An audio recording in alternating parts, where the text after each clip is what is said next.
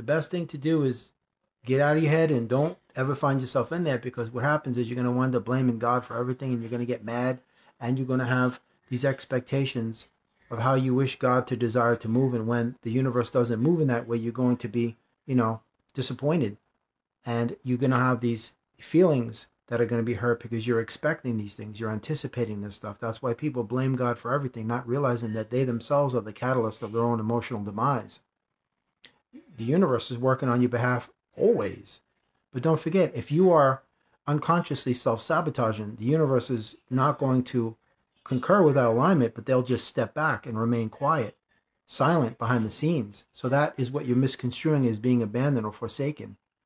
But this is the problem with you getting in your head constantly, is because when you get in your head and you find your energy in it, this is just a myriad of problems you're going to encounter, and just trouble always ensues.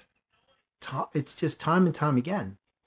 And again, as before, I'm telling you straight, I'm speaking from experience. I don't want anybody thinking that I got my act together, I'm like, better than anybody else. That is not the case. Anything you hear me say, it always comes from the heart and from my past. And, things I'm encountering in my life these days, sometimes I find myself doing the same types of patterns and behaviors. I'm like, yo, wait a minute, I'm too far along on my journey to be doing this, acting like a fool like this. Blaming God, blaming this one, blaming that one. How come I put so much work and time and attention and nothing's paying off and such? Well, that's because there's a lot of reasons behind that. First, you're probably not a vibrational equivalent to what you've asked for like a week ago or a month ago, because you fluctuated. Like I said, when you ask for something, you're a high vibration. And then, a few days later, when you don't see things happening, you start to lower your vibration. So now that vibrational environment you created, that's right here, high vibration, when you sent out that high vibrational intention of a high vibrational nature, it has a specific energy to it. Now that you've been discouraged and you don't see it happen because now you're believing the false evidence of the physical, like I always say, you must deny the evidence of the physical because it's false evidence. Deny the evidence of your senses when they run contrary to your desires. Deny the evidence of your physical senses when they run contrary to your metaphysical desires, because metaphysical energies always precede physical presence exponentially. Just because you can't see it doesn't mean it isn't happening. And you got to get out of your head. And I'm also talking to myself too, man. Straight truth. This is one of the reasons why you're unhappy all the time, because you're discouraged. You're looking for certain things that the ego wants. It demands it must look this way because you're hung up on the descriptions of things.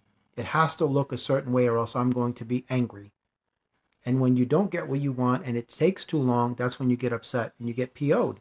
And you start, you have to understand how the ego works. The ego can never accept blame for itself. It has to absolve itself from any implications of wrongdoing. That's how it makes its own fragile reality palatable. You know what I mean? Just like malignant narcissists, they gaslight people for a reason. Because it's always somebody else, it's not me. That's exactly what the ego does. So that's exactly why the ego has to have an emotional scapegoat, and it always winds up becoming God that's to blame for everything, when it's actually the person in the mirror that you're looking at. Not that you should blame that person, but you should just say to yourself, listen, stop making my life an unbearable misery. It doesn't have to be this way. Because you've been conditioned to care what other people think. That means long ago you surrendered your energy, and that means you're not in control of yourself. So that means you're acting from a space of ego, because you're looking for validation. Please love me, please like me, please accept me, please embrace me. I want to win the popularity contest with your club. Please let me in. That kind of garbage. So you're looking for the same. You're looking for validation. Oh, where's my manifestation? Oh, it didn't come. Well, this is garbage. I can't stand this. This doesn't work. Let me just get a 6-figure salary and just go that route. That's the reason why people don't buy into manifestations and such, because when it doesn't happen when they want, on their timetable, their deadline, and their bottom line, they move on.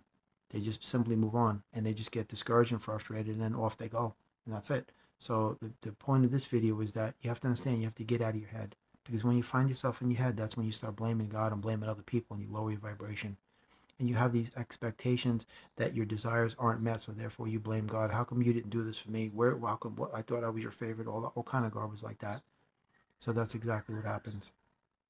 Don't put your energy in your head. You stay in control of your life and take the mind and connect it to the higher self and allow it to elevate into the fourth dimension. Break that third dimensional barrier and everything changes. The whole dynamic of your life changes.